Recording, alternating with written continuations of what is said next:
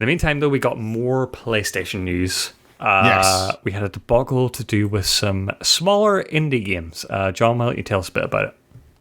All right, so if you're on Twitter and you saw just indie developers just came out of the woodworks and decided to let everyone know what it's actually like to try and get their indie game on the PSN store and what it takes and how you have to do it to get people's eyes on it.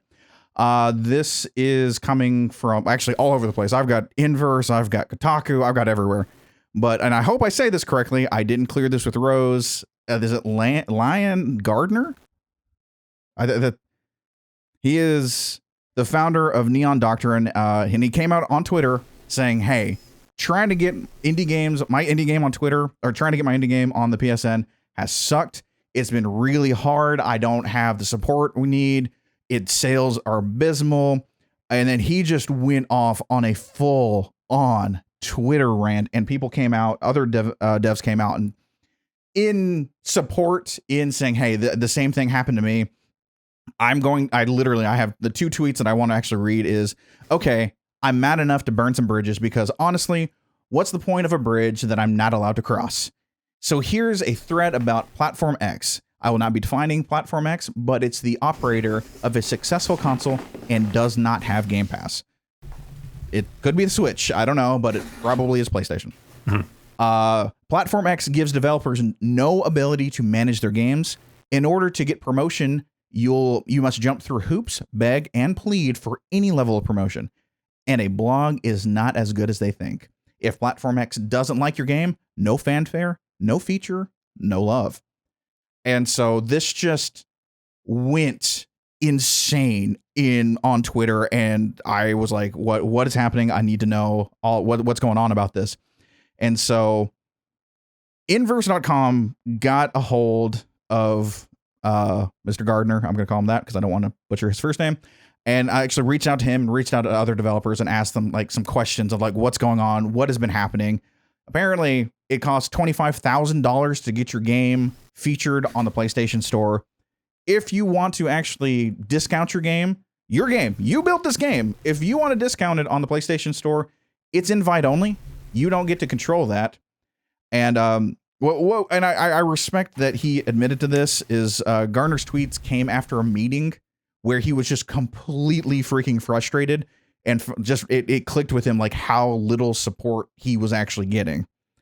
So through research and just trying to figure out what's going on, Inverse reached out to different devs asking about their experiences with PlayStation. Not all of them echoed Gardner's tweets, which is actually nice. So I liked that we were able to find a little bit of it does suck. It's not as bad.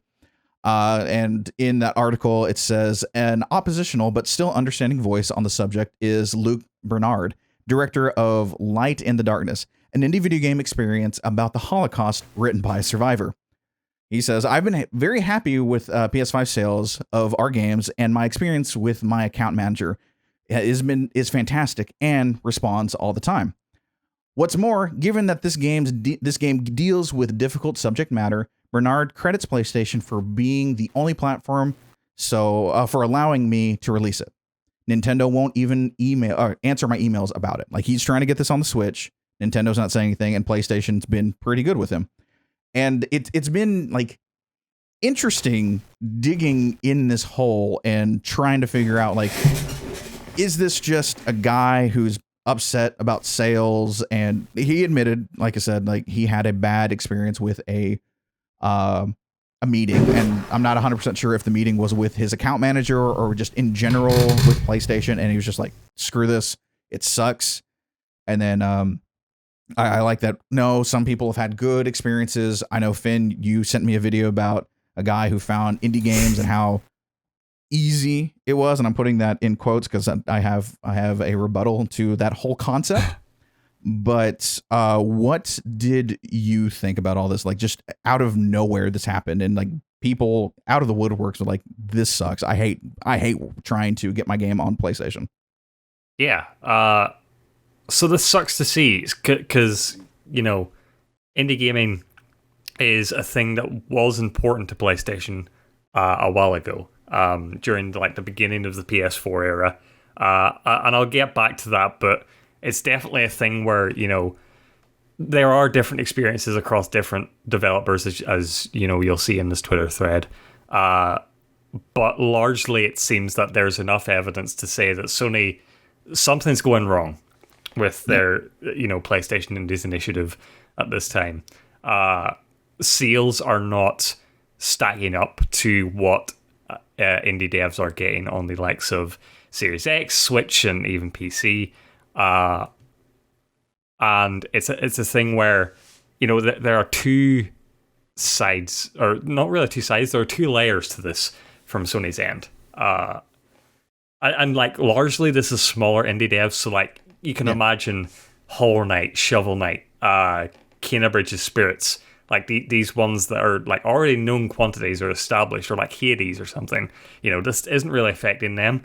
We're talking about like specifically the small indie games here, like the grassroots. But there are two layers to this, I think.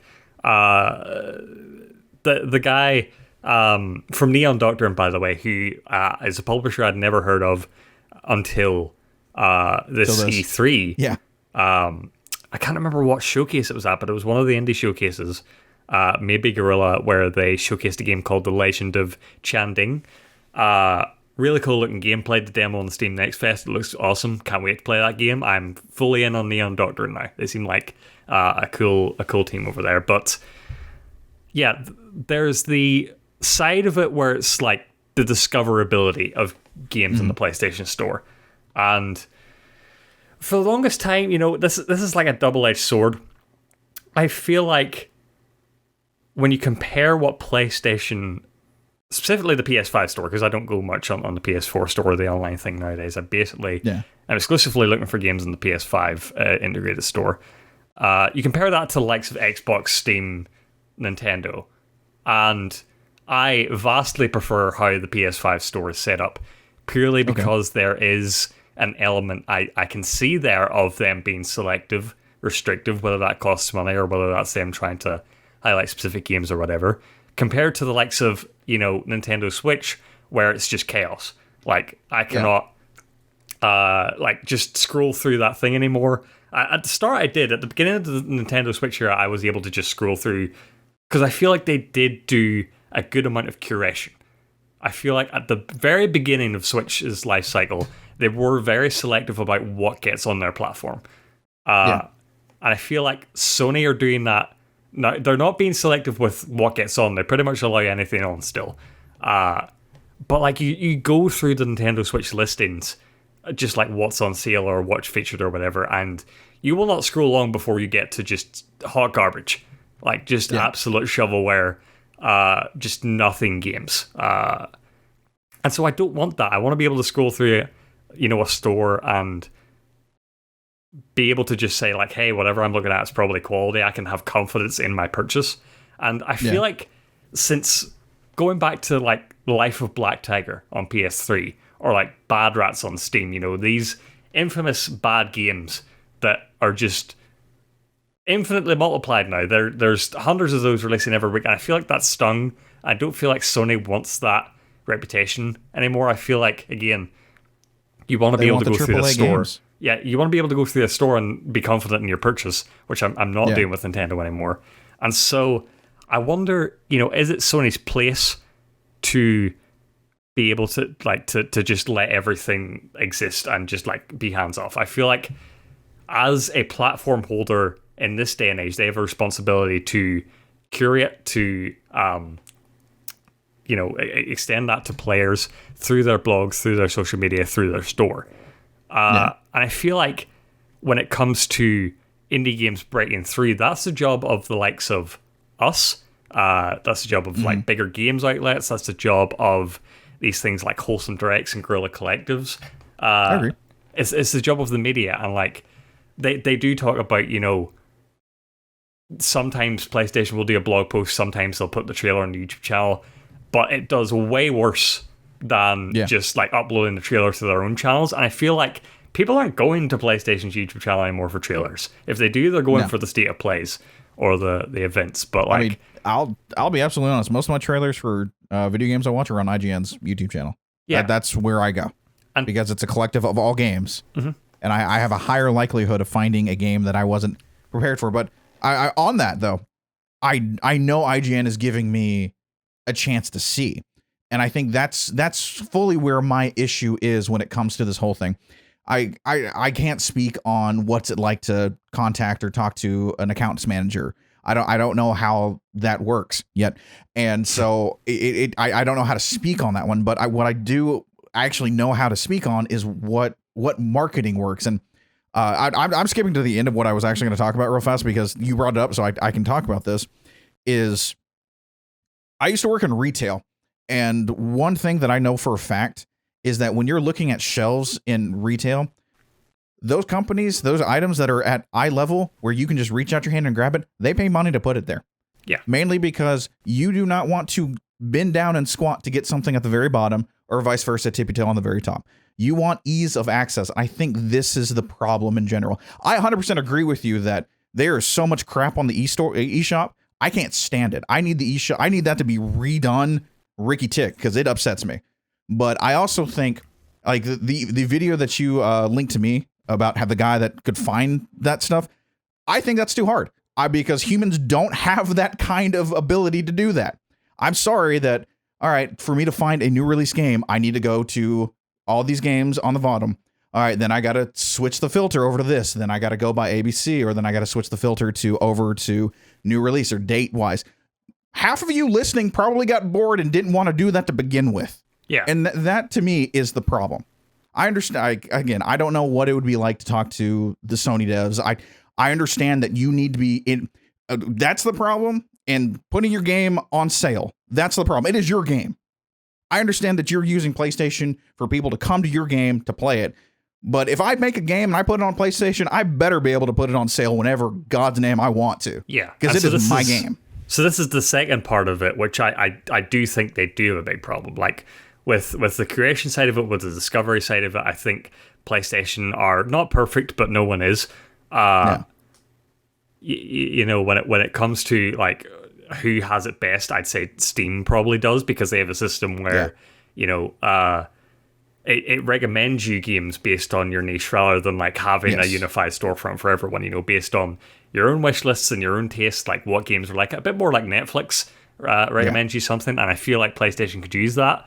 But also, that doesn't necessarily work for smaller indies either, because that has a bias towards games that are already known, and again, just cycling that back. So that could be a bit hard to break through as well. Again, nothing's perfect, but I feel like PlayStation have that aspect of it down. What the problem is like you mentioned, these issues of, you know, Sony being notoriously difficult to work with if you're a smaller dev, and just like not having full control over your game, changing aspects about your game, putting it on sale, contacting someone to help you with these things. From all these reports coming out, it seems like it's really a big issue compared to the others. On a quick side note, did you know that Dan Salvato had to change Doki Doki Literature Club so it could be on PlayStation? No. There's a scene in Doki Doki Literature Club that he had to essentially edit and like censor so it would be on PlayStation. Didn't have to do it on Nintendo.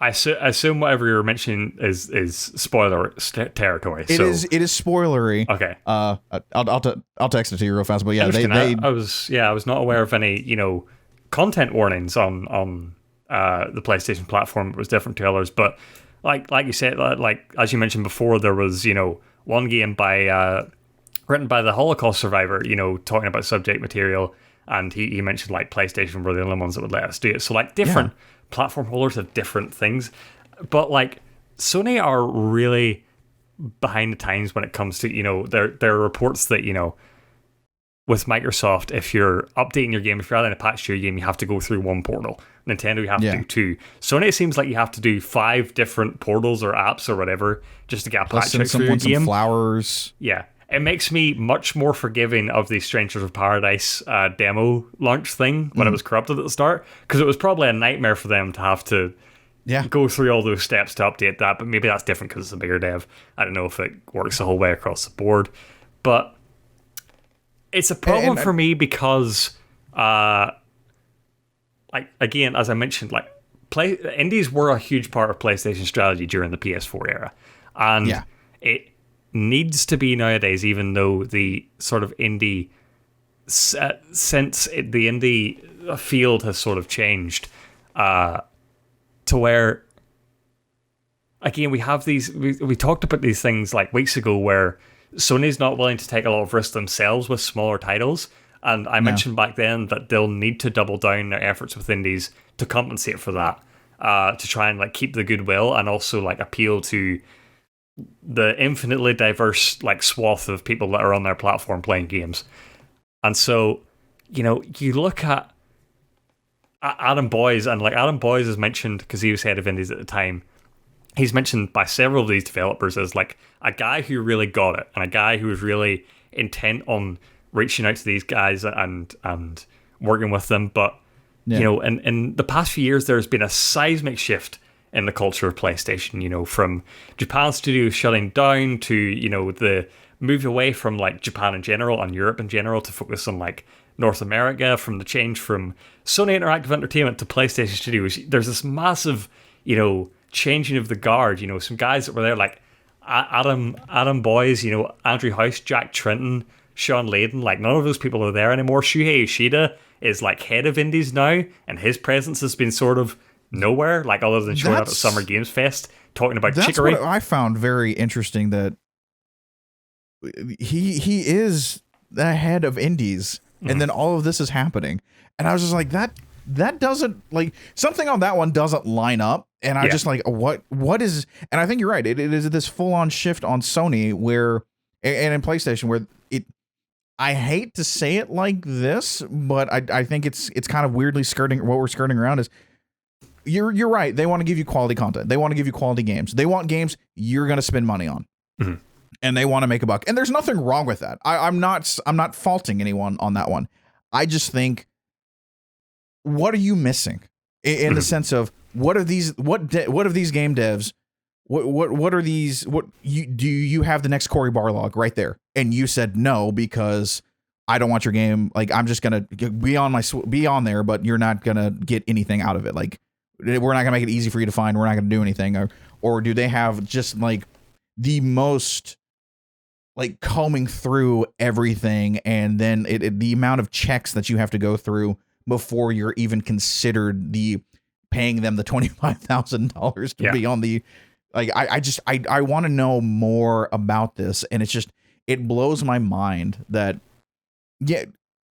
Sony really has changed their concept of how they want how they want all of us to perceive them. Xbox is about they're for the gamers. That Phil Spencer has preached that, and he has committed to that, and he has shown us that. Nintendo just does what they want, but they're a family thing. Sony, I don't know what your message is anymore. And I think that is inherently the biggest problem. You're going to give me, and I poke fun at it, but I think I'm now right. You're going to give me a third-person, over-the-shoulder game that is deeply saturated, and I'm supposed to think about life when I'm done with this game. So, yeah, I think that's symptomatic, John, of the big shift going on PlayStation right now. Microsoft have got their game division figured out, and also tying it into their larger, just sort of corporate culture. So that, like, they work with software partners all the time, so that they've got a smooth system down. But even Nintendo being ahead of the curve in PlayStation with like developer outreach and being able to like contact them when needed, there are a few instances even in this article of Nintendo not answering emails and stuff. But like, it's crazy that Sony are behind on this. But I do think it's like again, like there are two big arguments that all of these indie devs are making. One is that they need a path to success for their indie game. They need to be able to know like there's an avenue for my game to go from unknown to a success story if there's a player base out there for it. And again, I think that's out of scope of what PlayStation could do. You can argue that point, I guess, but I don't know. I don't buy that one. It's weird. But go ahead. Just Oh, no. I was going to say, no. There is no easy path for any of the stuff. So I don't think that is something Sony... I'd hate for Sony to even try that. That's the thing. Like, there's no one-size-fits-all when it comes to games.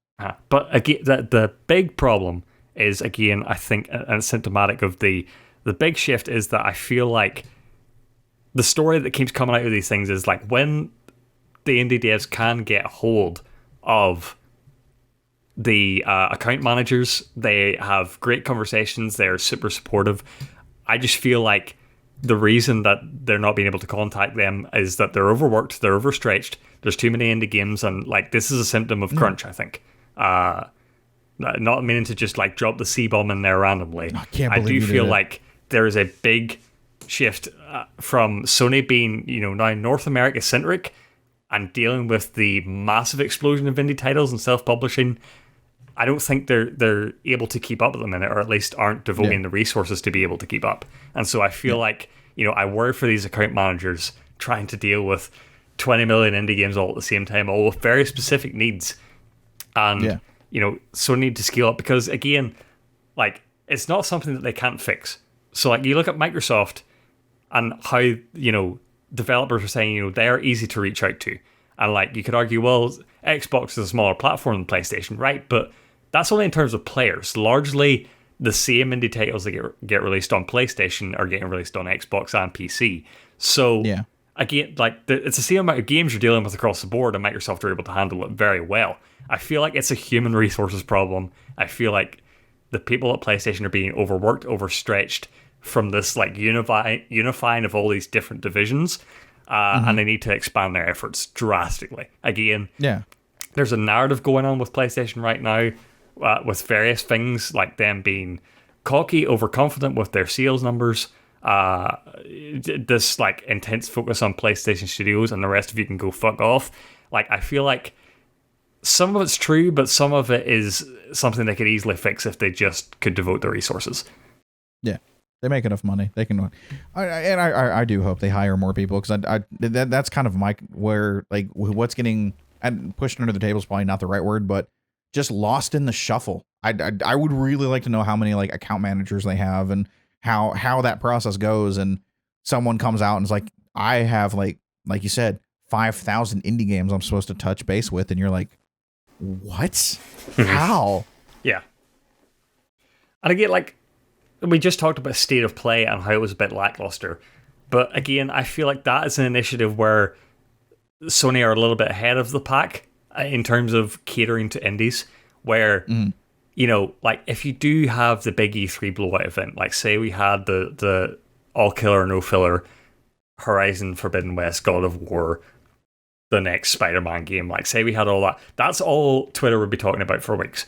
But I feel like state of play is at a point now where expectations are stated. You're going to have one big game, a few third parties, and a few indies sprinkled throughout. And I feel like that does a way better job of showcasing these games. Like, would we be talking about fucking Hunters Arena Legends right now if they had their big E3 event? Not a chance. No.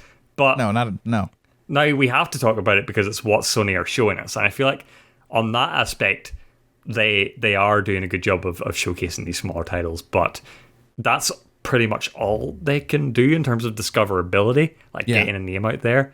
Like, again, like they could have shown Kenna Bridge of Spirits here, they could have shown Little Devil Inside, they could have shown Solar Ash, but like we know about all those games already. Showing them again isn't going to help change those games out that much. Like, in the meantime, you could show something different and new, like Fist looked awesome. And like so I feel like they are good on that aspect of it, but ultimately for discoverability, it's up to, the games media and the games, PR side of things to step up and figure out what to do about this massive influx of indie games.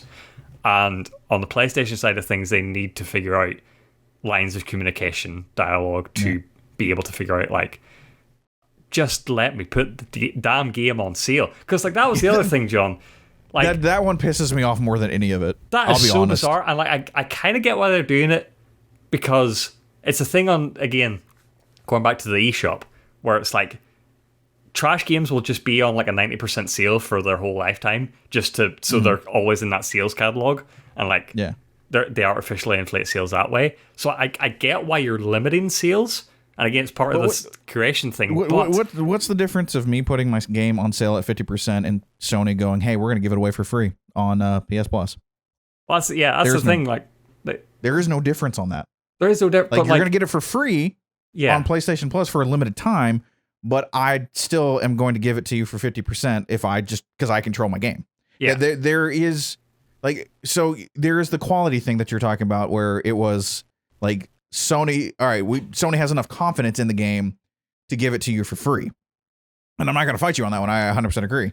I think it's the idea that I want to put my game on sale to drum up a little business, to drum up a little word of mouth going, especially I saw in chat, the Let's Players, the people like us are, well, hold on. What is this game? It's on sale. Let me take a look at it real fast. Mm-hmm. I would have paid $15 for it, but maybe I'll pay $7.50 for it. Okay, sure. Why not?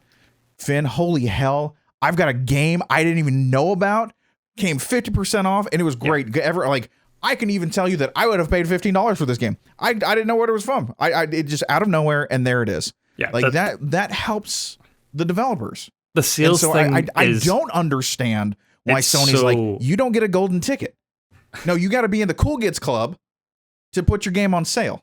Like, no, that doesn't make sense to me. Because sales are such a massive part of what drives indie game sales. Like, when is the last time you bought an indie game that like wasn't a sequel or something like you already knew the studio from, like Hades or whatever? When was the last time you bought an indie game that wasn't on sale?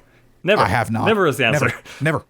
That's how you discover new games. Like, it's an exciting prospect because, again, like, when you don't know the pedigree of a studio or you aren't already sold an IP, you know, even $20 is a lot of money to like fork down on like a 50-50 chance of this game being good.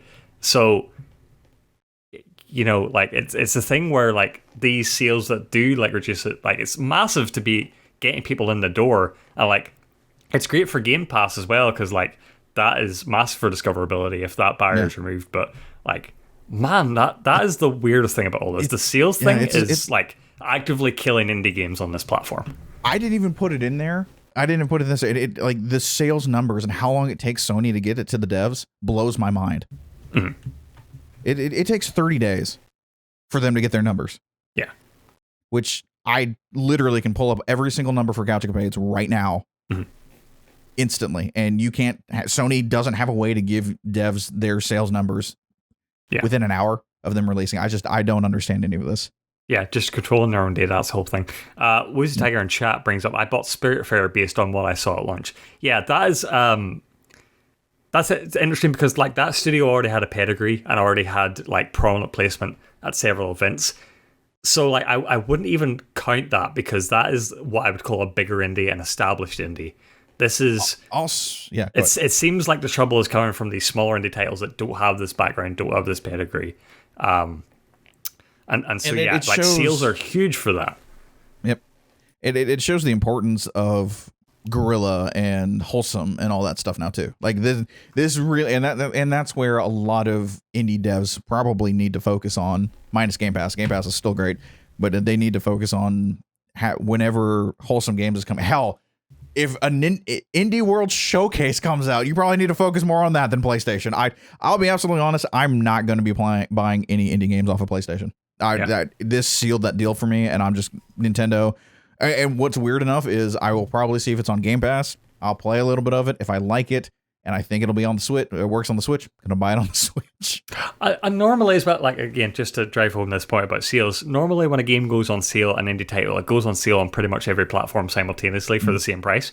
And so that is probably, I'd say, the biggest impact on why you look at these pie charts that developers are putting out, and you're seeing that Platform X, their sales are like just a fragment, 2%. Even though it's a bigger player base, because people are looking at like, hey, I can't think of it. The name of an indie game. My mind is drawing a blank. I'll talk about an upcoming one. Say it's 4 years' time, and it's say like The Legend of Chanding is on sale everywhere right now. I'm looking at PlayStation, and it's like $40. And I look at Xbox, and it's $20. I'm gonna buy an Xbox, exactly, or a PC or whatever. You know what I mean? So like that's probably the biggest impact. I can't believe I have no concept of why that is a thing. Even if you want to limit like the number of days they can be on sale in a given year, like that's that fine. would even be I would be a thing. Fine with that.